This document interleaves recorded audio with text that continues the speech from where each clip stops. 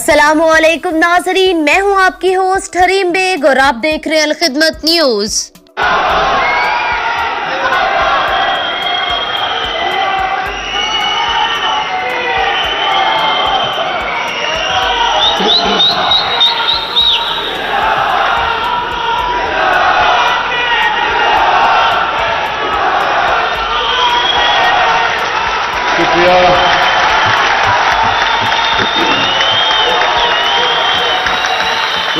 شکریہ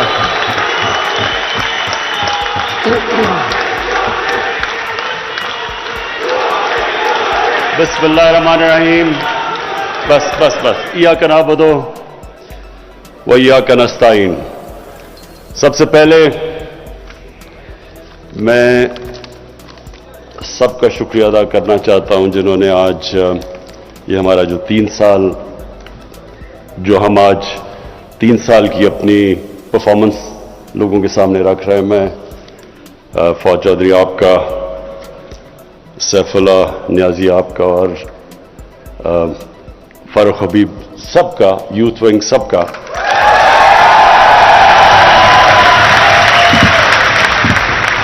کہ اور ایک منٹ اس کے علاوہ ہاں یوتھ ونگ کا شکریہ ادا کر دیا۔ اب میں سب کو ویلکم کرتا ہوں یہاں۔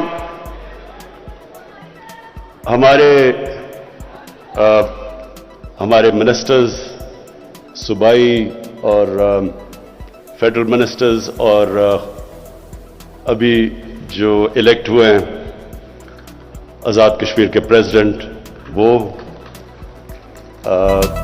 گلگت بلتستان کی چیف منسٹر، گورنرز، سب کو میں آج یہاں ویلکم کرتا ہوں۔ اچھا جی، اب میری یہاں ٹیم بیٹھی ہوئی ہے۔ میں ابھی فیصل جاوید کو دیکھ رہا تھا کہ یہ اتنا وہ دھرنا مس کرتا ہے کہ وہ جب مائک مل جائے وہ چھوڑتا ہی نہیں اب مائک، اس کو یاد آ جاتا ہے وہ۔ اور عمران اسماعیل اور پھر عطاءاللہ خیل، عیسیٰ خیل بھی، ہم نے ساری کیمپین کی، جو کیمپین ہماری تھی وہ ساری مجھے یاد ہے عیسیٰ عطاءاللہ کے ترانے کے اوپر۔ اور پھر ابرار، آپ کا بھی جو ٹیلنٹ ہے ماشاءاللہ میں داد دینا چاہتا ہوں، بڑا ورسٹائل ہے آپ کا ٹیلنٹ۔ اور اب مجھے سمجھ نہیں آ رہی کہ میں اپنے گورنر عمران اسماعیل کو کس طرح اس کو داد دوں، کیونکہ اس میں اب پتہ نہیں پوٹینشیل یہ ترانوں کا زیادہ ہے یا اس کی گورنرشپ میں زیادہ ہے، لیکن اس کا زمان سب کو دینا چاہتا۔ اچھا جی، میں یہ 3 سال جو ہماری پرفارمنس ہے وہ آپ کے سامنے رکھنے سے پہلے میں ایک چیز، کیونکہ میں جو یوتھ ہے یہ ہمارا فیوچر ہے، ہماری زیادہ تر آبادی، ہماری آبادی یوتھ ہے، 30 سال کی عمر سے کم اکثریت ہے ہماری ملک میں، تو اس لیے یوتھ میں خواتین بھی شامل ہوتی ہیں، وہ علیحدہ نہیں یوتھ سے۔ اچھا ایک منٹ، یوتھ ونگ آپ نے چپ کر کے شور نہیں بچانا، آرام سے سننی ہے میری بات، آپ سنیں، نعرے نہیں، ابھی نعرے نہیں۔ اچھا جی سنیں، میں سب سے پہلے اپنی صرف یہاں بھی لیکن سارے پاکستان کی یوتھ کے لیے جو پیغام میں آج دینا چاہتا ہوں وہ یہ کہ دیکھیں، جب ہم 5 وقت کی نماز میں، وہ کئی 5 وقت پڑھتے ہیں کئی نہیں پڑھتے، لیکن نماز میں ہم ایک چیز مانگتے ہیں اور وہ ہے کہ اللہ ہمیں ان کے راستے پہ لگا جن کو تو نے نعمتیں بخشیں، اس راستے پہ نہیں جو اپنی تباہی کے راستے پہ نکل گئے۔ میں صرف چاہتا ہوں کہ اس کے اوپر غور کریں، کیونکہ جو زندگی کا فلسفہ ہے وہ اس چھوٹے سے آیت کے اندر ہے۔ اگر آپ اس کو سمجھ جائیں تو آپ کو سمجھ آ جائے گی کہ انسان عروج پہ کیسے جاتا ہے اور انسان اپنے آپ کو تباہ کیسے کرتا ہے. یہ صرف اسی میں ہے. اور اسی لیے اللہ نے ہر روز 5 وقت آپ کو صرف یہ کہا ہے مانگنے کے لیے کہ اللہ مجھے اس راستے پہ لگا, اس راستے پہ نہیں جو تباہی کا راستہ ہے, جو عروج کا راستہ ہے. اور وہ جو عروج کا راستہ ہے وہ کس کا راستہ ہے؟ وہ سب سے اللہ کے محبوب, سب سے عظیم انسان جو کبھی نہ اس طرح کا عظیم انسان آیا ہے اور نہ آئے گا, ہمارے نبی صلی اللہ علیہ وسلم. اب یہ سمجھنے کی بات ہے, جب اللہ ہمیں حکم دیتا ہے کہ ان کی زندگی سے سیکھو تو اللہ بے نیاز ہے. یہ صرف وہ ہماری بہتری کے لیے اللہ کہتا ہے.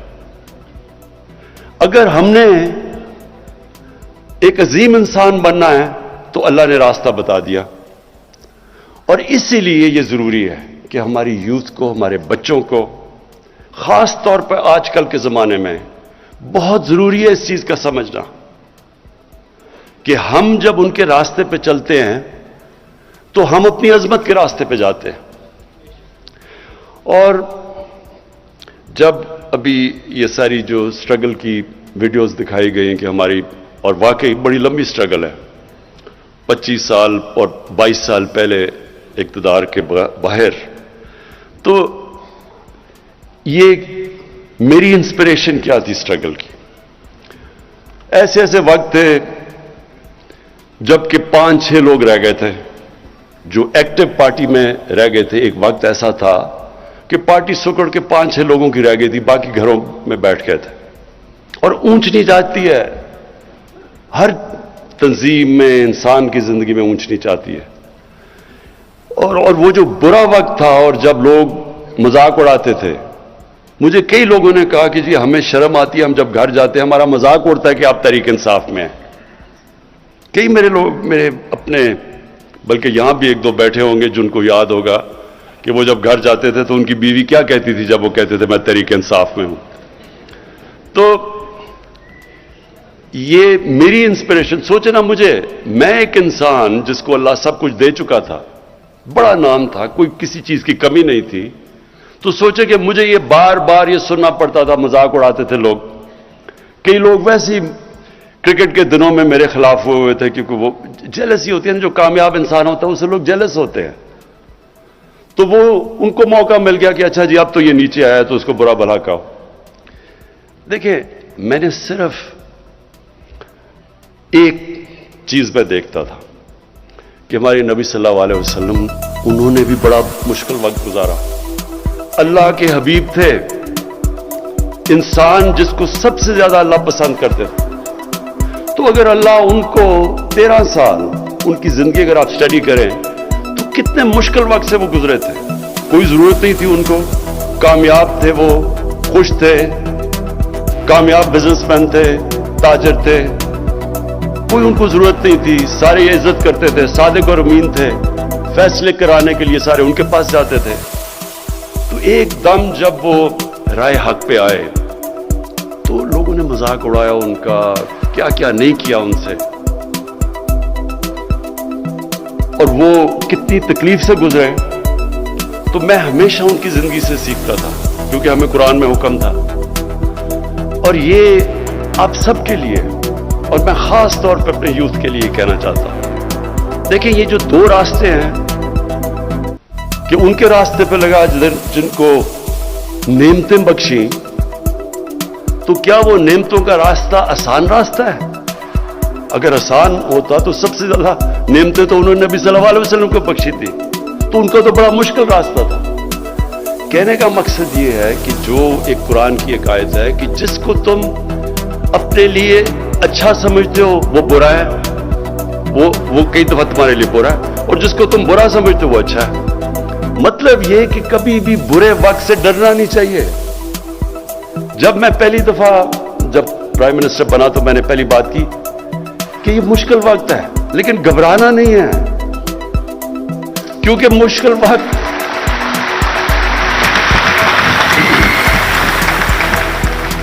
کیونکہ میں نے تو اپنی ساری زندگی مشکل وقت دیکھے ہیں. جب آپ سپورٹس کھیل رہے ہیں اور اوپر کوشش کر رہے ہیں کہ سارے ملک میں ٹاپ 11 کھلاڑیوں میں آؤ, پھر دنیا کا مقابلہ کرو, تو وہاں تو اونچ نیچ ہوتی ہے, ہار جیت ہوتی ہے. کئی دفعہ لوگ تالیاں بجا رہے ہیں, وہی آپ گراؤنڈ میں جا رہے ہیں تو سارا اسٹیڈیم تالیاں بجا رہا ہے, اور وہ آپ 0 پہ آؤٹ ہو کے واپس آ رہے ہیں تو وہی 2 منٹ میں سوئچ کر کے آپ کو گالیاں نکال رہے ہیں, مذاق اڑا رہے ہیں آپ کا. تو یہ اونچ نیچ زندگی کا حصہ, اور جو سپورٹس ہیں یہ سب سے زیادہ آپ کو تیار کرتی ہیں سٹرگل کرنے کے لیے, کیونکہ مسلسل سٹرگل ہے, یا آپ ہار رہے ہیں جیت رہے ہیں. تو اس لیے جب پاکستان کے نوجوانوں یہ کبھی یہ نہ سمجھنا کہ زندگی آسانی سے ہو جائے گی. اگر آسان زندگی ہے تو اس کا مطلب کہ آپ زندگی میں آپ کی کوئی حیثیت نہیں ہے. جو بھی انسان رائے حق پہ کھڑا ہوتا ہے اس کو مشکلوں کا سامنا کرنا پڑتا ہے. جو بھی اللہ نے پیغمبر دنیا میں بھیجے وہ ساروں نے مشکلوں کا سامنا کیا, اور وہی آپ مانگتے ہیں وہ راستہ. لوگ چاہتے ہیں آسانیاں, لیکن راستہ مانگ رہے ہیں نعمتوں کا, جس کو اللہ نے نعمتیں بخشی ہیں. تو پہلے میں صرف آپ کو یہ تیاری کرنا چاہتا ہوں کہ دیکھیں, یہ کبھی نہ سمجھیں کہ جب مشکل وقت آتا تو رونا دھونا شروع کر دیں, اور مشکل وقت آیا کیوں. وہ تو اللہ کا ایک نظام ہے, اونچ نیچ. اور جب مشکل وقت آتا ہے, اگر آپ مشکل وقت کو صحیح طرح سمجھ لیں اور اینالائز کر لیں تو وہی آپ کا عروج کا راستہ بن جاتا ہے. جب ایک کھلاڑی, میں جب کرکٹ کھیلتا تھا میرے سے زیادہ ٹیلنٹڈ کھلاڑی تھے, لیکن میں ان سے آگے کیوں نکل گیا؟ کیونکہ جب میرا مشکل وقت آتا تھا, میں فیل ہوتا تھا, تو میں اس کا پورا تجزیہ کرتا تھا. رات کو سوتا نہیں تھا جب تک میں نے یہ نہ سمجھ لیا ہو اپنی ذہن میں کہ کیا میں نے غلطیاں کی. غلطیاں جب میں ٹھیک کرتا تھا تو میں پہلے سے بہتر ہو جاتا تھا. اور یہی ہے ایک ہی طریقہ اوپر جانے کا. کوئی بھی دنیا میں کسی نے آج تک بڑا کام نہیں کیا جو فیل نہیں ہوا. یہ کوئی ناممکن ہے کہ کوئی اٹھ کے ایک دم سیدھا ایک پرچی پکڑ کے اور لیڈر بن جائے. ایسے نہیں ہو سکتا. آپ کو جب تک ایک مشکل سٹرگل سے آپ نہیں گزرتے, کسی چیز میں آپ بڑا کام نہیں کر سکتے. کوئی بھی لیڈر آج تک شارٹ کٹ لے کے نہیں بنا. قائد اعظم کی سٹرگل دیکھیں. میں تو ایک لیڈر مانتا ہوں پاکستان کا, قائد اعظم, اور ان کی کبھی سٹرگل دیکھیں کتنی تھی. جس طرح انہوں نے سٹرگل کیا ہے, اور آخر میں جو بیماری کے اندر انہوں نے سٹرگل کیا ہے, اس لیے آج, اور اپنی ذات کے لیے نہیں کیا, ایک بڑے مقصد کے لیے کیا. تو آج تک اور جب تک پاکستان رہے گا لوگ قائد اعظم کو دعائیں دیں گے. تو اس لیے کوئی بھی آج دنیا میں لیڈر اٹھا دیں, وہ ایک سٹرگل کر کے اوپر آتا ہے. اور سٹرگل ہوتی ایسے ہے کہ جب آپ نیچے آتے ہیں آپ ہاتھ نہیں کھڑے کر دیتے, آپ دیکھتے ہیں کہ میں کیا غلطیاں کر رہا ہوں, پھر ان کے اوپر محنت کرتے ہیں, وہ غلطیاں دور کرتے ہیں, اور پھر پہلے سے زیادہ آپ اوپر چلے جاتے ہیں. تو اس لیے یہ جو 3 سال تھے ہمارے, بڑے مشکل سال گزرے ہیں. مشکل سال اس لیے گزرے کہ پہلے تو ملک کو بینکرپٹ کر کے چلے گئے. ملک میں جو ہمارے پاس پیسہ تھا, جو ہمارے ریزروز تھے, جو ہماری لائبلٹیز تھی, جو ہم نے باہر لوگوں کو قرضے لیے ہوئے تھے, پیسے دینے تھے, ہمارے پاس پیسے ہی نہیں تھے ان کو قسطیں واپس کرنے کی. ہم نے ڈیفالٹ کرنا نہیں تھا, ہم ڈیفالٹ کر رہے تھے پیمنٹس کے اوپر, کیونکہ ہمارے پاس فورن ایکسچینج ہی نہیں تھا.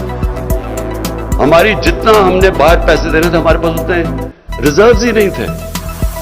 تو تب ہم نے حکومت سنبھالی تھی. پاکستان کی تاریخ کا جو سب سے بڑا جس کو خسارہ کہتے ہیں, ڈیفیسٹ کرنٹ اکاؤنٹ کا, کہ ہمارے ملک میں کبھی اتنا بڑا, تقریباً $20 ارب کا ڈیفیسٹ تھا. اتنا بڑا, یعنی کبھی اتنا بڑا ڈیفیسٹ نہیں آیا. اس کی وجہ سے ہمیں اگر یہ نہ مدد کرتے ہماری سعودی عربیہ, UAE اور چائنا, اس وقت ہماری یہ نہ مدد کرتے, تو یہ جو مہنگائی اور جو مشکل وقت گزری ہماری قوم, वो कुछ भी नहीं है जो हमने गिरना था कि जिस तरह रुपए ने नीचे जाना था, क्योंकि अगर हमें पैसे ना ये बाहर देते उस वक्त मुश्किल वक्त में तो रुपए ने गिर जाना था और नीचे। जब जितना भी रुपया गिरा उससे भी आप सबके सामने है जो महंगाई आई पाकिस्तान में, क्योंकि जितनी चीजें बाहर से आनी थी, तेल बिजली, उसकी वजह से सारी चीजें महंगी हो गई। तो उस वक्त हमें जो सामना करना पड़ा, एक नई टीम थी, या तो हमें तजर्बा होता, हमारी टीम भी नई थी, और उसके बाद फिर एक इशू नहीं आया, पहले तो क्राइसिस आया, इसके मुश्किलों से IMF के पास जाना पड़ा, पैसे नहीं थे हमारे पास, मजबूरी IMF के पास जाना पड़ा। और जब IMF के पास आप जाते हैं तो जिस तरह कोई भी जो जिससे आप कर्जा लेते हैं वो पूछता है कि मेरा पैसा वापस कैसे करोगे, और वो फिर शराइत लगा देता है कि मेरा पैसा वापस करने के लिए आपको बिजली भी महंगी करनी पड़ेगी क्योंकि बिजली में खसारा है, आपको रुपए की कीमत गिरानी पड़ेगी, आपको टैक्स लगाने पड़ेंगे। और जब वो IMF की आप शराइत पे चलते हैं तो अवाम को तकलीफ होती है, अवाम मुश्किल वक्त से गुजरती है। तो हम उस मुश्किल वक्त से साल के बाद निकल ही रहे थे कि कोरोना आ गया। कोरोना से पहले भी एक चीज हुई, पुलवामा आ गया। वो मैं सिर्फ पुलवामा में अल्लाह ने हमें बड़ी कामयाबी दी, और मैं आज अपनी खास तौर पे अपनी फौज का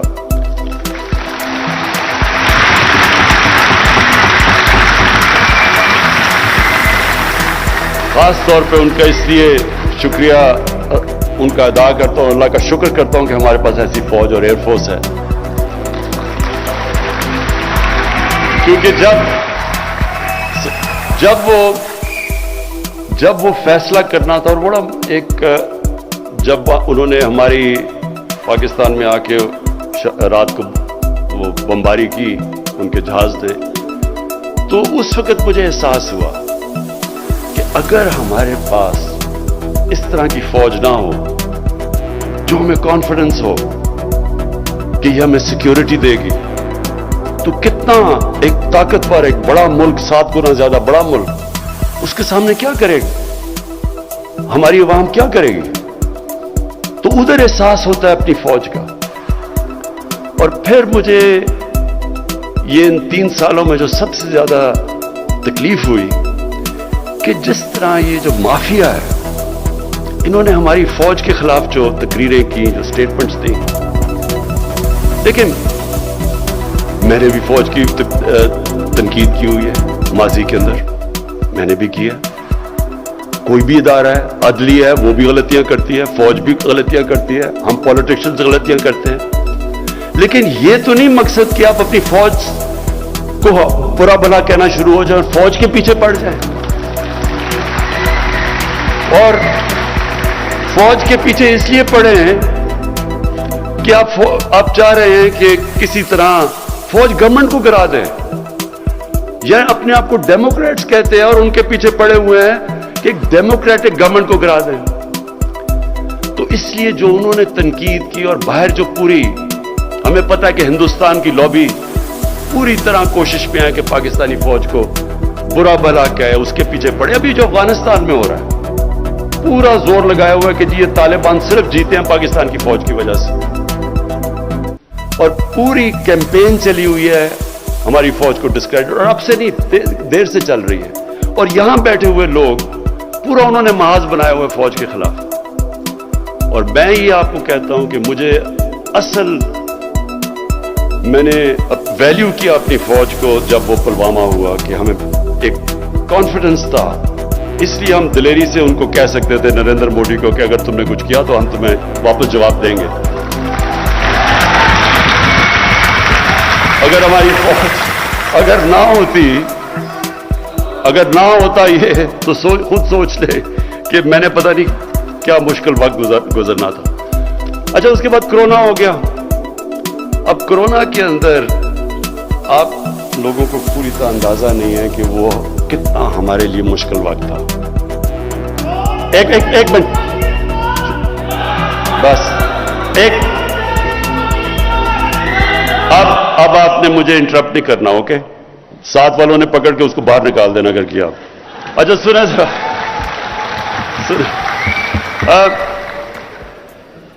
دیکھیں مشکل کیا تھا. ہم دیکھ رہے تھے باہر وہاں جناب اسپین کے اندر, اٹلی کے اندر, انگلینڈ کے اندر وہ ان کے ہاسپٹل بھرے ہوئے ہیں, لوگ سڑکوں پہ ہیں. ان کے یعنی جو ملک جن کے پاس ہمارے سے 30 40 گنا بڑا جی ڈی پی تھا, دولت تھی, وہاں ہم حالات دیکھ رہے تھے اور وہ ساروں نے لاک ڈاؤن کیا ہوا تھا. پھر ادھر سے دیکھا جی نریندر مودی نے بھی لاک ڈاؤن کر دیا, تو ساروں نے ہمیں پریشر ڈالا کہ آپ بھی لاک ڈاؤن کریں. اور وہ بہت مشکل وقت تھا. ہاں لاک ڈاؤن تو کرنا چاہیے کہ اگر آپ کی یہ بیماری پھیل رہی ہے, ہمیں پتہ ہے کہ لاک ڈاؤن سے وہ رک جاتی ہے, وہ کم ہو جاتی ہے, پھیلتی کم ہے. لیکن ساتھ کہ ہمارے وہ لوگ جو دیہڑی دار تھے, جو غریب لوگ تھے, جو دن کو پیسہ بنا کے بچوں کو کھلاتے تھے, تو ان کو کیا بننا تھا. اور بڑی ہماری اپوزیشن کے ممبرز نے تنقید کی, اور لوگ میری اپنی پارٹی میں بھی کئی لوگ گھبرا گئے کہ ایک دم یہ ہو رہا ہے, اور اگر اور پھیل گیا ہمارے ہاسپٹل سے پریشر پڑ گیا. لیکن میرا یہ ایمان ہے, ہم نے فیصلہ کیا اور بڑا مشکل فیصلہ کیا کہ ہم جو بھی ہو جائے ہم یہ پوری طرح لاک ڈاؤن نہیں کریں گے, کیونکہ ہمارے غریب بھوکے مر جائیں گے. اور اس کی وجہ سے میرا یہ ایمان ہے کہ اللہ نے, اس کی برکت آئی ہمارے اوپر, اس نے بچا لیا ہمیں, ہم نے اپنے. اور پھر یہ سنیں, ورلڈ اکنامک فورم نے پاکستان کی مثال دی کہ وہ ملک ہے جس نے اپنی بہترین طور پہ اپنی اکانومی بچائی. ورلڈ ہیلتھ آرگنائزیشن نے پاکستان کی مثال دی کہ کورونا سے انہوں نے سب سے بہتر طریقے سے اس کو انہوں نے ہینڈل کیا. اور پھر اکانومسٹ نے کہا کہ پاکستان وہ دنیا میں 3 ملکوں میں سے ہے جس نے اپنی اکانومی بھی اور کورونا کو بھی ہینڈل کیا. ادھر میں پھر اپنی ٹیم کو, کیونکہ اگر ہم غلط فیصلہ کر لیتے, میں آج آپ کو بتاؤں, یہاں لوگوں نے بھوکے مرنا تھا جو آج ہندوستان میں ہو رہا ہے. اگر ہندوستان کے اندر جس طرح کی غربت آئی ہے, جس طرح کو انہوں نے لاک ڈاؤن لگایا, اور جس طرح مجھے پارلیمنٹ میں اپوزیشن والے کہہ رہے تھے, مثالیں دے رہے تھے ہندوستان کی, تو آج ہمارے ملک کے اندر جس طرح کی غربت تھی آپ اندازہ نہیں لگا سکتے. کیونکہ ساری دنیا کے اندر کورونا کے اندر غریب پس گیا. لاک ڈاؤن سب سے زیادہ تباہی مچاتا ہے غریب کو. تو اس میں میں اپنی جو ٹیم تھی میری این سی او سی کی, اسد عمر اور ڈاکٹر فیصل, میں خاص طور پہ آپ کو خراج تحسین آج پیش کرنا چاہتا ہوں کہ بڑے ہمارے اچھے فیصلے ہوئے اور اللہ نے ہمیں وہاں سے نکالا. اچھا, میں ذرا آپ کو صرف 3 سال کی ہم نے اپنی پرفارمنس بتانی تھی, تو میں ذرا صرف آپ کے سامنے رکھنا چاہتا ہوں کہ ہماری ہم جب آئے تھے تو تقریباً $20 ارب کا خسارہ تھا. آج وہ خسارہ 3 سال کے بعد $20 ارب سے $1.8 ارب پہ رہ گیا. ہمارے فورن کرنسی ریزروز جب ہم آئے تھے تو پورے ملا کے $16.4 ارب تھا, اور آج ماشاءاللہ ہمارے $27 ارب پہ ریزرو چلے گئے. ہمارے جو ٹیکس کلیکشن تھی, یعنی کہ دیکھیں جب ایک گھر میں مثلاً ایک گھر جب مقروض ہو جاتا ہے تو وہ کیا کرتا ہے, اس کو اپنے خرچے کم کرنے پڑتے ہیں اور اپنی آمدنی بڑھانی پڑتی ہے. اور کوئی طریقہ, جب سے اللہ نے دنیا ایجاد کی ہے, اس کے علاوہ کوئی طریقہ نہیں ہے اس میں سے نکلنے کا. تو جب آپ خرچے کم کرتے ہیں تو لوگوں کو تکلیف ہوتی ہے. ایک گھر دیکھ لینا, گھر میں آپ خرچے کم کریں گے تو لوگ اپنا کھانا پینا کم کریں گے, مرغی سے دال روٹی پہ آ جائیں گے, اور بچوں کو اچھے سے اسکول سے نکال کے دوسرے اسکول میں ڈال دیں گے, کیونکہ آپ کو مشکل وقت سے تو گزرنا پڑتا ہے. ہر گھر کو جب یہ ایک گھر مقروض ہو جاتا ہے اس کو یہ کرنا پڑتا ہے, تو تب گھر والوں کو تکلیف ہوتی ہے. تو وہ بڑی تکلیف سے ہمارے لوگ گزرے, اور میں یہ بھی اللہ کا شکر کرتا ہوں کہ بڑی ماشاءاللہ ہماری ایک دلیر قوم ہے, ہم اس سے بڑے صبر سے نکلے. تو پھر हमारी जो कलेक्शन थी, टैक्स कलेक्शन, हमारी टैक्स कलेक्शन जब हम आए थे तो 3,800 अरब थी। 3,800 अरब रुपया हमारी टोटल टैक्स कलेक्शन थी। आज वो पहुंच गई है 4,700 अरब पे हमारी टैक्स कलेक्शन। और ये जो सारे मैं आपको फिगर्स दे रहा हूं, ये साग डार के नहीं है, ये असल है। उसके बाद हमारी जो रेमिटेंसेस हैं, जो बाहर से, और हमेशा ये याद रखें, आपका इस मुल्क का सबसे बड़ा असासा बैरून मुल्क पाकिस्तानी है। ये सबसे बड़ा हमारा असासा है।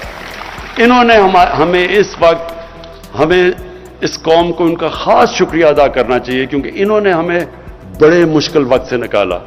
हमारी रेमिटेंसेस थी जब हम आए, जो ओवरसीज पाकिस्तानी जो पैसा भेजते थे, वो थी 19.9 अरब डॉलर, और आज हमारी रेमिटेंसेस पहुंच गई हैं 29.4 अरब डॉलर। तकरीबन 10 अरब डॉलर एक्स्ट्रा रेमिटेंसेस आए। अच्छा, फिर जो हमारा, जिस वक्त हम बिल्कुल शुरू में आए तो जब खर्चे कम किए, हमारी इकॉनमी कमजोर हुई, बेरोजगार हो गए। आज देखें जरा हालात। आज हमारे जो इकॉनमी, जो इंडस्ट्री जो उठाती है इकॉनमी, उसमें जो इजाफा हुआ है वो 18% हुआ है। ये 10 साल के बाद हमारी इतनी तेजी से इंडस्ट्री ऊपर जा रही है, जिससे लोगों को रोजगार भी मिल रहा है। और हमारा जो कंस्ट्रक्शन का सेक्टर है, जो सबसे ज्यादा रोजगार देता है, उसमें सीमेंट 42% उसकी सेल्स बढ़ी है। हमारे जो एग्रीकल्चर है, 1100 अरब रुपया हमारा इजाफी किसानों के पास किया है, इजाफी किया है।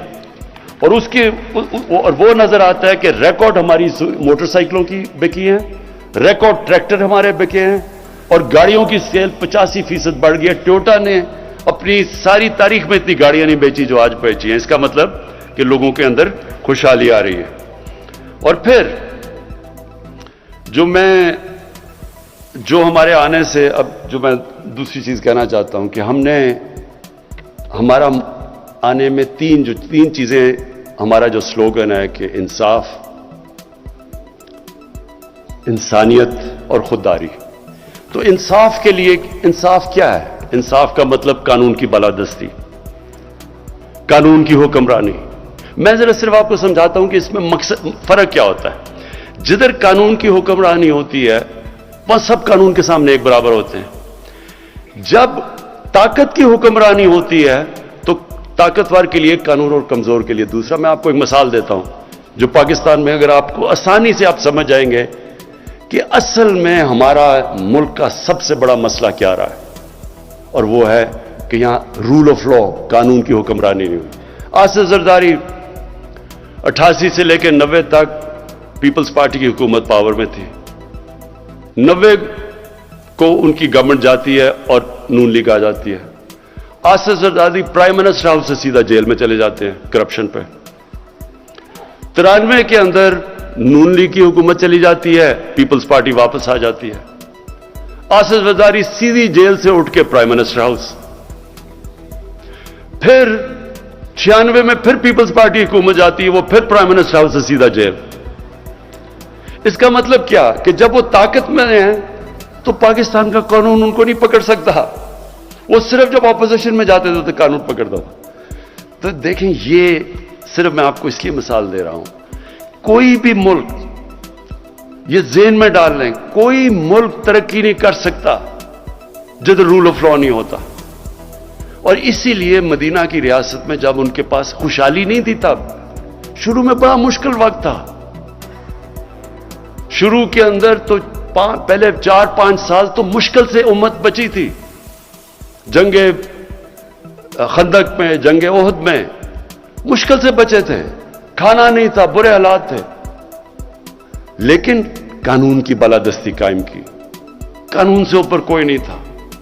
उन्होंने कहा, नबी सल्लल्लाहु अलैहि वसल्लम ने, कि तुम्हारे से पहले बड़ी कौमें तबाह हुई जिधर यही ताकतवर के लिए, कमजोर के लिए दूसरा कानून, और मेरी बेटी भी अगर कानून तोड़ती है तो उसको सजा मिलेगी। कोई कानून से ऊपर नहीं है। और ये बेसिस होता है, देखिए कोई भी दुनिया की सिविलाइज सोसाइटी, उसका बेसिस होता है रूल ऑफ लॉ। और यही हमारा मसला है, हम इसलिए ऊपर नहीं। कभी ये देखें, छोटे छोटे चोर जितनी मर्जी चोरी करें, मुल्क तबाह नहीं होता।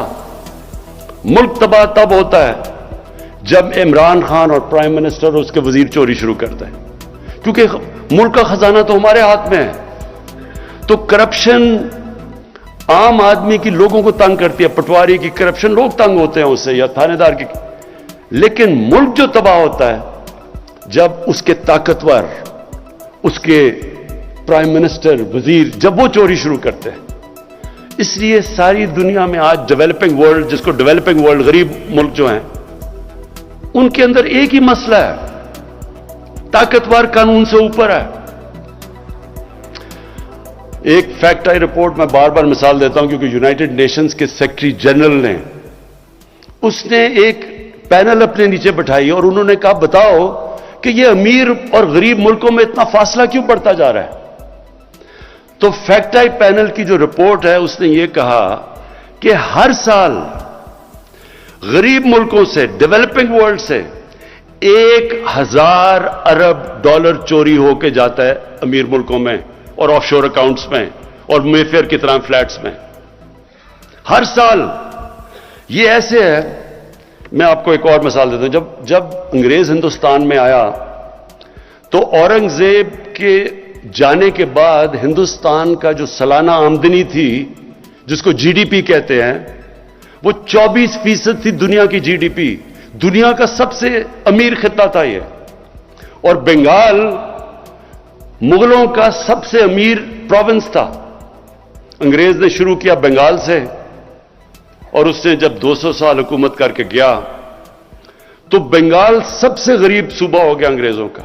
और हिंदुस्तान का जो जीडीपी था वो रह गया 3%, और बरतानिया का जीडीपी चला गया 24%। क्या हुआ? यहां से सारी दौलत चोरी होकर उनके पास चली गई। ये गरीब हो गया, वो अमीर हो गया। यही आज हो रहा है दुनिया में। डेवलपिंग वर्ल्ड क्यों फासले बढ़ते जा रहे हैं? अमीर गरीब के फासले बढ़ते जा रहे हैं, अमीर और गरीब मुल्कों को, क्योंकि वहां से, क्योंकि उनके पास कानून की हुक्मरानी नहीं है, वहां का पैसा चोरी होकर उनके मुल्कों से बाहर जा रहा है। वो फासले, वो मुल्क गरीब हो रहे हैं। वो जो पैसा खर्च होना है तालीम पे, सेहत पे, इंफ्रास्ट्रक्चर पे, वो चोरी होकर बाहर चला जाता है। और जब वो डॉलर लेके बाहर भेजते हैं तो आपकी करेंसी कमजोर हो जाती है, क्योंकि यहां से अंदाजा, एक रिपोर्ट थी 10 साल पहले कि 10 अरब डॉलर हर साल यहां से चोरी होकर, मनी लॉन्ड्रिंग होकर बाहर जाता है।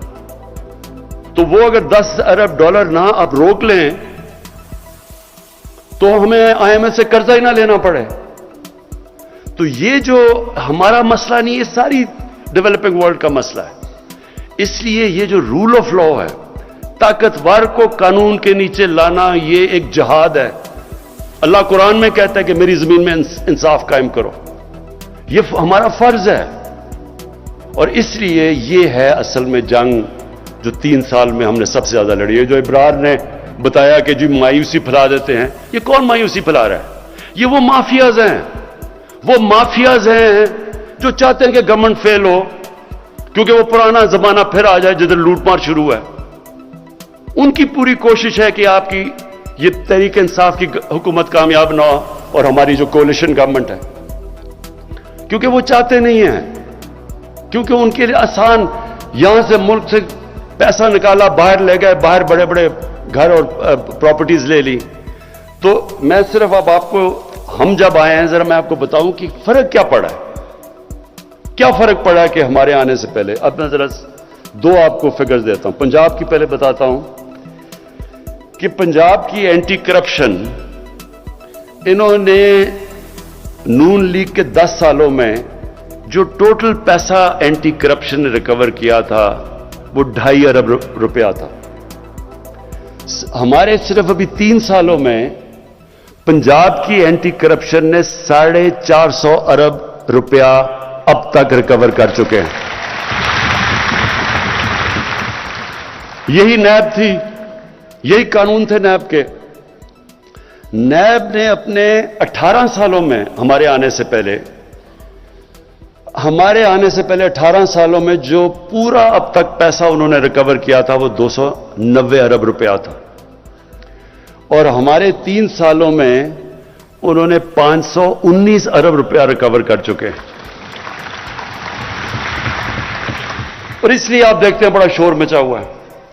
अच्छा जी, दूसरी चीज जो हमारा दूसरा कोशिश है, हमारा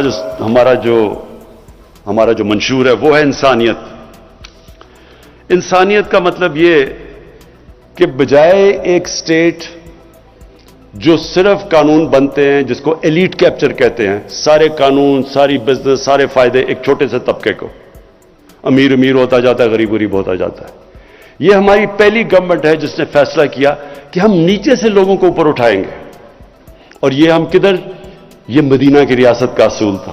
पहली दफा फ्लाई रियासत दुनिया की तारीख में मदीना में बनाई गई थी। तो हम उसी पे चल रहे हैं, और हमने वो प्रोग्राम्स किए हैं जो पाकिस्तान की तारीख में किसी ने नहीं किए। 2 प्रोग्राम्स खास तौर पे, एक है हमारा एहसास का प्रोग्राम। हमारा जो एहसास का प्रोग्राम है, इससे पहले 110 अरब रुपया सिर्फ दिया जाता था निचले लोगों की मदद करने के लिए, गरीब लोगों की। उससे हमने 260 अरब पे ले गए हैं। 110 से 260 अरब पे हमारा चला गया। हमने जो एहसास में, जब कोरोना हुआ तो जो पैसा खर्च किया हमने एहसास पे, वर्ल्ड बैंक ने रेट किया, जो सारी दुनिया में पैसे खर्च कर रहे थे ना कोरोना के दौरान, तो वर्ल्ड बैंक ने जो हमारी रेटिंग दी हमारे एहसास के प्रोग्राम को, वो सारी दुनिया में नंबर 3 पे पाकिस्तान था कि सबसे बेहतरीन, शिफाफ और एफिशिएंट तरीके से हमने पैसे बांटे। और एहसास प्रोग्राम के अंदर और भी खास तौर पे मैं, जो हमारी कोशिश है कि अपनी औरतों को हम उठाएं। हमारी औरतें खास तौर पे जो गरीब इलाकों में हैं, जो देहातों में हैं, इनको हमारी पूरी कोशिश उठाने की। और इनको बेहतरीन तरीका उठाने का क्या है? तालीम देना। एहसास प्रोग्राम के अंदर हमने जो स्कूलों के अंदर स्कॉलरशिप्स रखी हैं बच्चियों के लिए, वो बच्चों से ज्यादा है, लड़कों से ज्यादा है।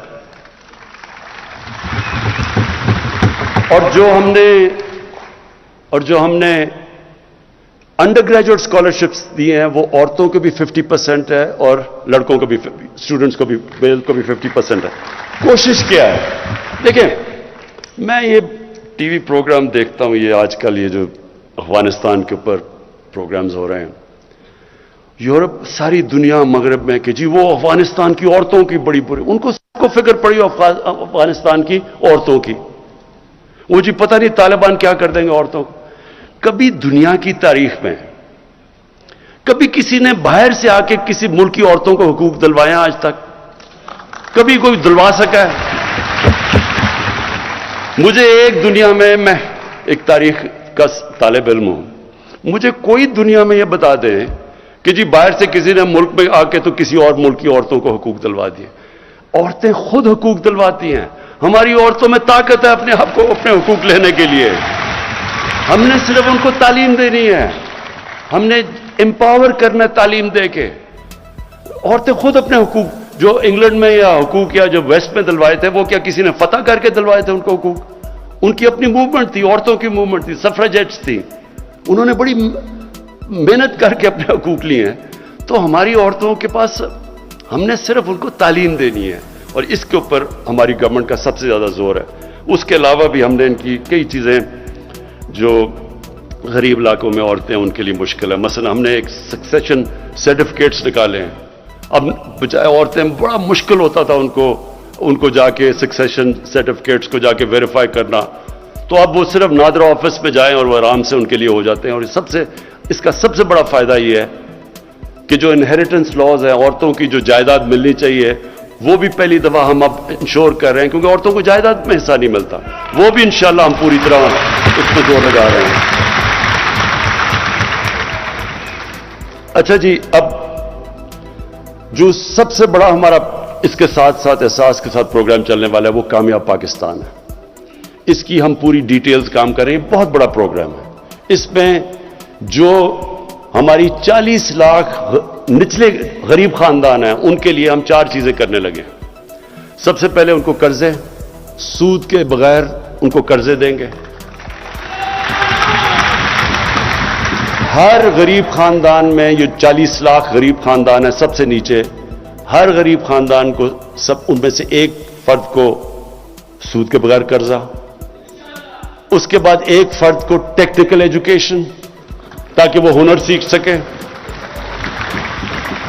ہیلتھ کارڈ، ہیلتھ انشورنس، یعنی کہ ایک غریب گھر میں، وہ تو ہم پنجاب میں پختونخوا میں تو وہ کر چکے ہیں، پنجاب میں انشاءاللہ سال کے اینڈ تک سب کو ہیلتھ کارڈ مل جائے گا، ہیلتھ انشورنس.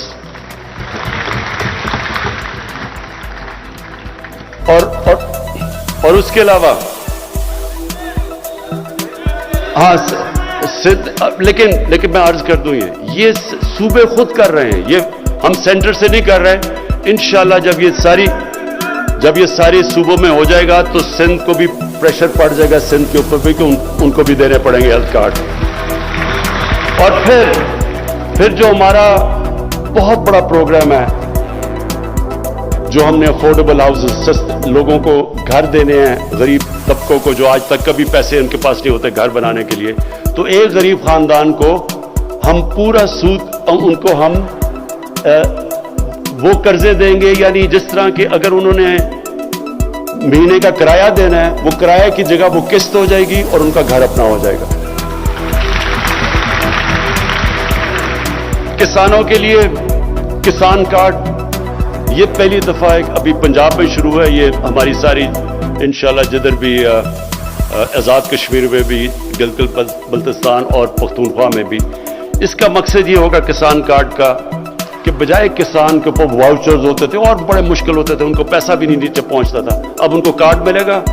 اس کارڈ کے اوپر جو بھی سبسڈی ہے، کھاد کے اوپر ہے، ٹیوب ویل کے اوپر ہے، کیڑے مارنے والی دوائیوں پہ ہے، اور اگر کوئی فصل ان کی خراب ہو جائے تو ڈائریکٹ کارڈ کے اوپر اب ہم سبسڈی دیں گے. یہ انشاءاللہ سال کے اینڈ تک پورا کسان کارڈ ساری جگہ چلا جائے گا.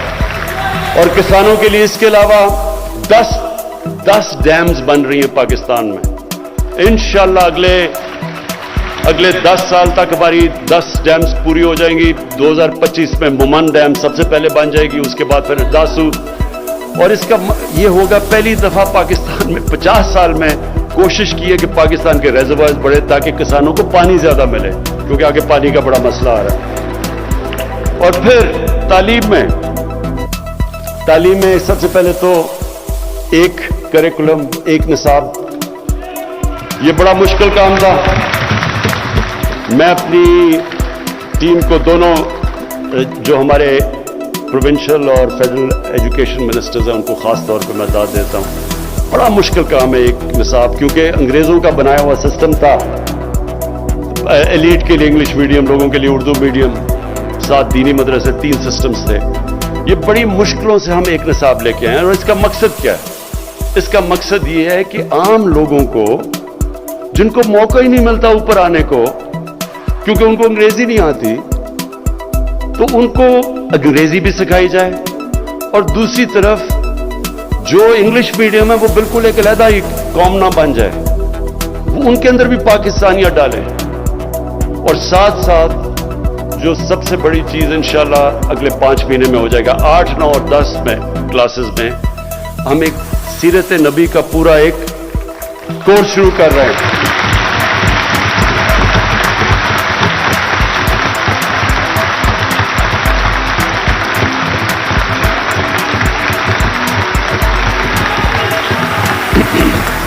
یہ اس لیے ضروری، یہ میں اس لیے سمجھتا ہوں کہ آج جتنا یہ ضروری ہے، کبھی مسلمانوں کی تاریخ میں کبھی یہ ضروری نہیں تھا. ضروری تو خیر ہمیشہ تھا، جس طرح میں نے شروع میں کہا کہ کوئی اس قرآن میں جب انہوں نے ان کو رول ماڈل بنا دیا ہماری بہتری کے لیے، جو ان کو فالو کرے گا وہ اوپر چلا جائے گا. جو مدینہ کی ریاست کے اصولوں پہ قوم کھڑی ہوگی وہ اوپر چلی جائے گی. یہ تو اللہ نے اس لیے ہمیں ان کی سنت پہ چلنے کو کہا ہے. لیکن مجھے احساس ہوا کہ ہمارے بچوں کو سمجھ ہی نہیں ہے، نہ قرآن پڑھ لیتے ہیں لیکن قرآن کی ان کو سمجھ نہیں ہے. لیکن ان کی زندگی وہ آسان ہے بچوں کے لیے سمجھنا, وہ تو ایک تاریخ کا حصہ ہے, اور اس سے کیریکٹر بلڈنگ ہو. میں پھر سے کہتا ہوں, جب میں نے جو چیزیں آج کل دیکھ رہا ہوں, یہ موبائل فون کے بڑے فائدے ہیں, ٹیکنالوجی ہے, بچے کئی چیزیں اب سیکھ جاتے ہیں, نالج وہ مل جاتی ہے جو کبھی پہلے نہیں تھی. لیکن اس کے ایک نیگیٹو سائیڈ ہے. بچوں کو وہ مٹیریل اب موبائل فون پہ مل رہا ہے کہ ان کے لیے ہینڈل کرنا آسان نہیں ہے, اور اس کے بڑے اثرات آ رہے ہیں ہماری سوسائٹی کے اوپر. میں جب سے آیا ہوں, میں نے جب آئی جی سے ملتا ہوں اور ان سے میں پوچھتا ہوں کہ کرائم کے مجھے بتائیں کہ کون کون سی کرائم بڑھ رہی ہے. سب سے تیزی سے کرائم بڑھ رہی ہے پاکستان میں سیکس کی کرائم, بچوں سے زیادتیاں, ریپ, یہ بڑی تیزی سے بڑھ رہی ہے. اور پھر جو میں نے یہ جو مینار پاکستان میں دیکھا, یہ ہم سب کے لیے, یہ ہم ساری قوم کے لیے اس سے زیادہ شرمناک چیز نہیں ہو سکتی. تو اس لیے اور بھی ضروری ہے آج کہ ہم اپنے بچوں کی تربیت کریں, ان کی کیریکٹر بلڈنگ کریں, ان کو ٹیکنالوجی بھی سکھائیں, لیکن ان کے کیریکٹر ان کو بتائیں تو صحیح کہ انسان ہوتا کیا ہے. انسان صرف روبوٹ نہیں ہے جو صرف ٹیکنالوجی پہ چلتا ہے. انسان میں انسانیت تب آتی ہے جب اس کو پتا تو چلے کہ میں اچھے برے کی تمیز کیا ہے, میں دنیا میں کس لیے آیا ہوں, میرا حساب لیا جائے گا. انسان میں ایمان آتا ہے یہ نہیں آتا, یہ تو اللہ کا فیصلہ ہے. لیکن ہمارا کام ہے ان کو تربیت دینا, اپنے بچوں کو ان کو ایک قسم کے ان کو ہتھیار دینا تربیت سے, تاکہ وہ مقابلہ کر سکیں کہ یہ بالکل ایک نئی قسم کی ان کے لیے انفارمیشن آ رہی ہے. یہ بہت ضروری ہے, کیونکہ اگر اس وقت میں جو ابھی ابرار نے بالکل ٹھیک بات کی کہ جس طرح کی اس وقت انفارمیشن آ رہی ہے, یہ بالکل ہمارے دین سے بھی بچوں کو دور لے کے جا رہی ہے, ہمارے کلچر سے, ہماری پاکستانیت سے. تو اس لیے انشاءاللہ یہ جو ہماری کوشش ہے اب کہ سارے بچوں کو ہم 8, 9 اور 10 کے اندر جو بھی بچہ ہے جس مرضی اسکول میں, انگلش میڈیم, اردو میڈیم, سب کو سیرت نبی کے اوپر پورا صحیح سکھایا جائے گا. اور پھر یہ جو ہماری پوری کوشش ہے کہ جو ہمارے علاقے پیچھے رہ گئے ہیں, بلوچستان پیچھے رہ گیا, ہمارا قبائلی علاقہ جو پرانا قبائلی علاقہ تھا وہ پیچھے رہ گیا, وہاں بھی غربت ہے, پڑھائی وہاں بھی کم ہے. تو ان سارے علاقوں کے لیے ہم نے اسپیشل پیکیجز دیے. بلوچستان میں ہماری گورنمنٹ نہیں ہے, سندھ میں ہماری گورنمنٹ نہیں ہے, لیکن ہم نے صرف غربت کے اوپر اسپیشل پیکیجز دیے ہیں. ہم نے 14 سندھ کی ڈسٹرکٹس, 9 بلوچستان کی ڈسٹرکٹس اور گلگت بلتستان, ان کے لیے ہم نے 1300 ارب روپیہ ہم نے ایلوکیٹ کیا ہے ان کو اٹھانے کے لیے.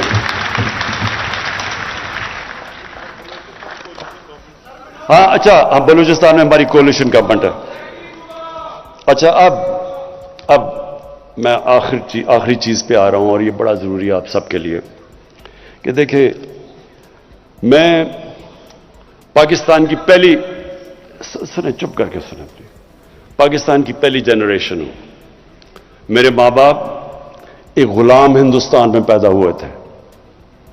میں ایک پہلی جنریشن ہوں جو ہم ایک آزاد ملک میں پیدا ہوئے تھے. اور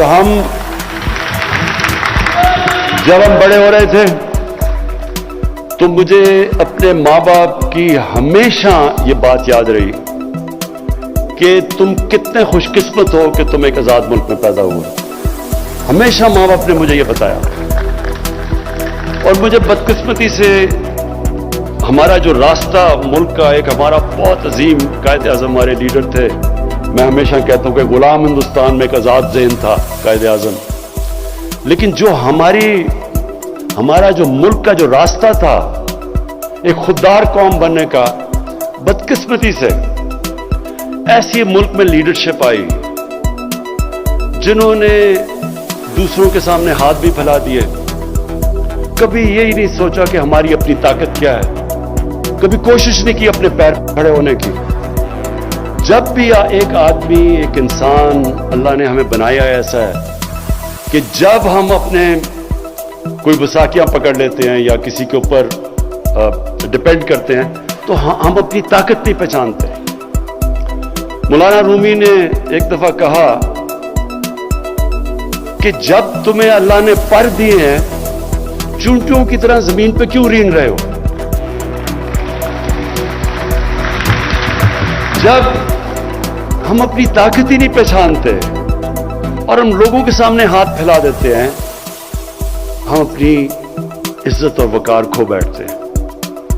कभी कोई इंसान किसी दूसरे इंसान की इज्जत नहीं करता जो दूसरे इंसान के सामने हाथ फैलाता है। और मैं ये 3 सालों के अंदर जो सबसे मुश्किल मुझे चीज लगी वो ये कि हमारे मुल्क के माशी हालात इतने बुरे थे तो कि मुझे दूसरे मुल्कों के सामने उनके पास जाके मांगना पड़ा, कर्जे मांगने पड़े। और मैं आपको यकीन दिलाता हूं ये सबसे मुश्किल चीज है, क्योंकि जो मर्जी आप कर ले, जी मेरा दोस्त है, आप दोस्त तो छोड़ें, आप अपने माँ बाप से भी तीसरी दफा पैसे मांगने जाएं तो देखिए माँ बाप भी थोड़े बदल जाते हैं आपकी तरफ, आपके भाई बहन बदल जाते हैं। ये अल्लाह के सामने हाथ फैलाओ, अल्लाह खुश होता है आपसे। इंसानों के सामने हाथ फैलाओ, वो आप नीचे गिर जाते हैं उसके सामने। इसलिए हमने ये बड़ा गलत रास्ता ये जो चुना, इसकी वजह से हमने कभी कोशिश ही नहीं की अपना पोटेंशियल कि कितना अजीम, कितना बड़ा तोहफा दिया अल्लाह ने। हर किस्म की चीज है पाकिस्तान। मैं आपको ये बता दूं, जिस शोबे में हम एग्रीकल्चर पे, अपनी ज़राअत पे जोर डालेंगे उस पे पाकिस्तान उठ सकता है, उसके ऊपर भी कभी तवज्जो नहीं दी। इस मुल्क में जितने मिनरल्स दिए हैं, जो मदनियात हैं, उसके ऊपर भी कभी तवज्जो नहीं दी, क्योंकि सिर्फ बाहर हाथ फैलाए हुए कि एड आती रहे या हम इंपोर्ट करते रहे। सोचा ही नहीं कि इस मुल्क में क्या क्या है। अल्लाह जो टूरिज्म है, मैं आपको सिर्फ बताऊं क्योंकि मैं दुनिया में फिरा हुआ, टूरिज्म में सिर्फ पाकिस्तान इतना पैसा बना सकता है कि अपने कर्जे उतार सकता है, सिर्फ टूरिज्म पे। कभी किसी ने तवज्जो ही नहीं दी क्योंकि छुट्टियां उनकी लंदन में थी। किसी को क्या पता कि यहां पाकिस्तान में क्या पोटेंशियल है। इंडस्ट्री के अंदर पाकिस्तान की इंडस्ट्री उठ रही थी, नेशनलाइज करके हमने अपनी इंडस्ट्री सारी तबाह कर दी 70s में। हमारे बैंकर्स दुनिया के अंदर, BCCI दुनिया के अंदर 14-15 नंबर पर बैंक पहुंच गया था, यहीं से लोग उठे हुए थे। लेकिन आहिस्ता आहिस्ता आहिस्ता आहिस्ता यहां पहुंच गए कि आप सोचें कि 22 करोड़ का मुल्क है और हमारी एक्सपोर्ट्स देख लें। पिछले 5 साल में जो उनके पिछले वाले नून लीग के 5 साल थे, एक्सपोर्ट्स बढ़ी नहीं। जो 5 साल पहले थी उनके, वो एंड तक उतनी एक्सपोर्ट्स थी। जब मुल्क एक्सपोर्ट ही नहीं करेगा, उसके पास आमदनी किधर से आएगी? कैसे मुल्क आगे बढ़ सकता है? और इस मुल्क में कोशिश ही नहीं की गई इंडस्ट्रियलाइज करने की, डी इंडस्ट्रियल। अभी जो आपने पीछे देखा होगा कि फैसलाबाद में लोगों ने अपनी टेक्सटाइल मिल्स को चेंज करके हाउसिंग सोसाइटी बनानी शुरू कर दी। हमारी टेक्सटाइल इंडस्ट्री जो मेन थी वो नीचे चली गई। तो इस वक्त जो हमारा मुल्क जिस रास्ते पे है, इंशाल्लाह पहली दफा एक्सपोर्ट्स हमारी बढ़ रही हैं। हमारा रेमिटेंसेस जो हमारा ओवरसीज पाकिस्तानी, ये याद रखें, सबसे बड़ा असासा बैठा हुआ है। अभी तो हमने उनको पूरी तरह मुल्क में माहौल ही नहीं पैदा किया कि वो यहाँ के इन्वेस्टमेंट करें, लेकिन वो माहौल पैदा हो रहा है। ईज ऑफ डूइंग बिजनेस में 28 प्लेस पाकिस्तान ऊपर चला गया है, यानी आसानियां पैदा कर रहे हैं हम बाहर इन्वेस्टर्स के लिए। तो इंशाल्लाह, और बिजनेस कॉन्फिडेंस अभी सिर्फ जो ओवरसीज पाकिस्तानी चैम्बर ने जो सर्वे किया है, पाकिस्तान में तकरीबन 100%, 108% एक साल के अंदर बिजनेस कॉन्फिडेंस ऊपर गया है कि यानी कि पाकिस्तान के हालात बिजनेस के लिए बेहतर हो गए। तो मैं आप बात करना चाहता, देखें, इस मुल्क को हमने अपने पैर पे खड़ा करना है। हमने जो फैसला किया, जब हमने कहा कि हम कोई अपने मुल्क को इस्तेमाल आगे से नहीं होने देंगे। पहले हमने अमेरिका के साथ शामिल हुए, हम उनके फ्रंट लाइन स्टेट बने, अफगानिस्तान में जहाद लड़ी। पैसे उन्होंने दिए, जहादी हमने ट्रेन किए। जैसी रूसी वहां से सोवियत यूनियन छोड़ के गई अफगानिस्तान, वो भी चले गए अमेरिकी और हमारे ऊपर सैंक्शंस लगा दी। उसके बाद 9/11 आया, उनको फिर हमारी जरूरत पड़ गई। अफगानिस्तान में उन्होंने जंग लड़नी थी, उन्होंने फिर पाकिस्तान को कहा कि जी हमारी तुम्हें जरूरत है। मेरी तरह के लोगों ने कहा कि हमें इस जंग में शिरकत नहीं करनी चाहिए, ये हमारी जंग नहीं है। हमें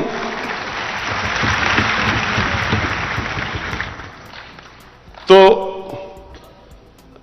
जॉर्ज बुश ने ये नवंबर 2001 में उसने कहा, जब उसे जरूरत थी हमारी, कि इस बारी हम पाकिस्तान को नहीं भूलेंगे, हम अबैंडन नहीं करेंगे इस बारी पाकिस्तान को। लो जी, अमेरिका की जंग में शामिल हो गए, कहा जी हमारी जंग है, पैसे उनसे ले रहे हैं, जंग हमारी है, हम उनकी मदद कर रहे हैं और वही बमबारी कर रहे हैं हमारे पे। 480 ड्रोन अटैक्स किए पाकिस्तान के ऊपर। कभी दुनिया की तारीख में यह नहीं हुआ कि एक मुल्क को अपने ही एलाए बमबारी कर रहा है, यह कभी दुनिया में नहीं हुआ। वो लोग जो बेचारे मरते थे ड्रोन अटैक्स में, वो सारे बदला लेते थे पाकिस्तान से, हमारी फौज से। हमारे इधर फौजी भी शहीद हो रहे हैं, हमारे बम धमाके हो रहे हैं। 70 से 80 हजार लोगों की हम कुर्बानी देगी किसी और की जंग लड़के, और उसके बाद वही हमें कहना शुरू हो गया कि नहीं जी आपकी वजह से हम अफगानिस्तान में कामयाब नहीं हुए। तो इससे हमें क्या सबक मिलता है? कभी हमने अपने आप को किसी से इस्तेमाल होने नहीं देना,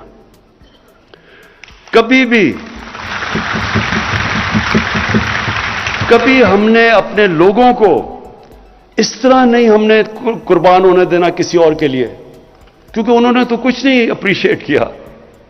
लोग हमारे मरे, तबाही हमारी हुई, डॉलर हमारा, इकोनॉमी हमारी तबाह हुई, कबायली इलाके के जो लोगों, आधे लोगों ने नकल मकानी की, कबायली इलाके उजड़ गए, क्या मिला उससे? और वो इसलिए कि हमें गलत आदतें पड़ी हुई हैं। हमें जी एड मिल जाएगी, चलो जी मदद कर दो किसी की। तो इसलिए ये जो खुददारी है, देखिए एक इंसान, एक कौम खड़ी तब होती है, रिस्पेक्ट ही दुनिया में तब होती है जब वो खुददार हो। तो हमारी फॉरेन पॉलिसी अब ऐसी है कि हमने कोई किसी के साथ, हमने अमन में शिरकत करेंगे, किसी की जंग में हमने शिरकत नहीं करनी।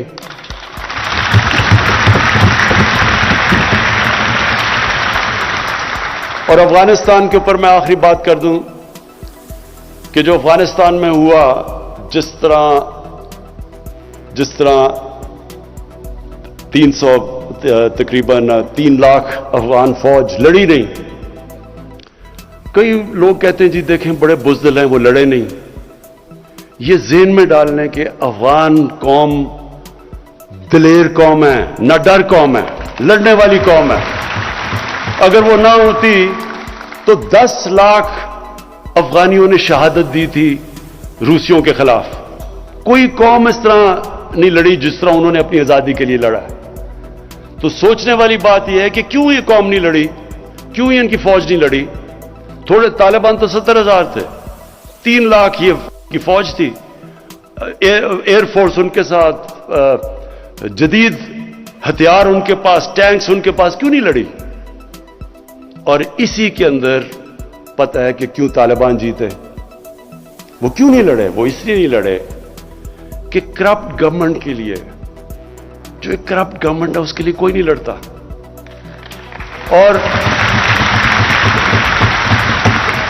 और दूसरी चीज, अफगानियों की एक साइकी है, वो हमेशा जो बाहर से आता है, जो उनके ऊपर फतह करने की कोशिश करता है, वो कौम उनके अगेंस्ट खड़ी हो जाती है। वो आजाद अपनी आजादी के लिए लड़ते हैं। तो वो कभी भी किसी एक गवर्नमेंट जो बाहर से अमेरिकी उसको बैक कर रहे हैं, उन्होंने उसके लिए नहीं लड़ना था। जिस तरह सोवियत यूनियन, उन्होंने जब पूरी कोशिश की अफगानिस्तान पे कब्जा करने के लिए, वो फेल हो गए, इसलिए कि वो लोग आजादी चाहते हैं। और अब जो हालात हैं अफगानिस्तान में, हमारी पूरी कोशिश होनी चाहिए, और मैं दुनिया की कम्युनिटी को कहता हूं, पूरी कोशिश होनी चाहिए कि अफगानिस्तान की इस वक्त उनकी गवर्नमेंट की मदद करें। जो तालिबान हैं उन्होंने क्या चीजें कही? उन्होंने कहा कि हम सबको शामिल करेंगे। ये बड़ी जबरदस्त चीज है। यही तो चाह रहे थे दोहा के अंदर जो टॉक्स थी, उसमें क्या चाह रहे थे तालिबान से कि इंक्लूसिव गवर्नमेंट हो, वो मान गए हैं। ह्यूमन राइट्स है, वो कहते हैं हाँ ह्यूमन राइट्स। एमनेस्टी उन्होंने सबको माफ कर दिया है और उन्होंने कहा कि हम अपनी जमीन इस्तेमाल नहीं होने देंगे दहशतगर्दी के लिए। यही दुनिया चाहती थी। तो जब उन्होंने ये कह दिया है तो ये क्या मतलब कि नहीं जी वो आगे पता नहीं अपनी जुबान पे खड़े होंगे या नहीं होंगे? भाई जब नहीं होंगे तब देखिए, अभी क्यों शुरू हो गए हैं? अभी तो आप करें उनकी मदद ताकि वो अफगानिस्तान में अमन हो। सबसे ज्यादा दुनिया को क्या करना चाहिए? पूरी कोशिश करनी चाहिए कि अफगानिस्तान में अमन हो। 40 साल से वहां इंतशार है, उनके लोगों ने कितनी मुश्किलों का सामना किया है। अब वक्त आ गया कि दुनिया मदद करे अमन लाने के लिए वहां, और वो कोशिश करे। अगर तालिबान कोशिश कर रहे हैं सबको शामिल करके वो अमन की बात कर रहे हैं तो उनकी मदद करें। मैं अपनी टीम को उसका शुक्रिया अदा करता हूं, अपने सारे एलाइज जितने हमारे साथ, जिन्होंने हमारे साथ 3 साल गुजारे हैं, क्यू लीग का, हमारी बैप पार्टी का, अपनी एमक्यूएम का, मैं आपका सबका शुक्रिया अदा करता हूं। जीडीए का सबका, अपने सारे एलाइज का शुक्रिया अदा करता हूं जिस तरह आपने हमारे साथ करा है। शुक्रिया।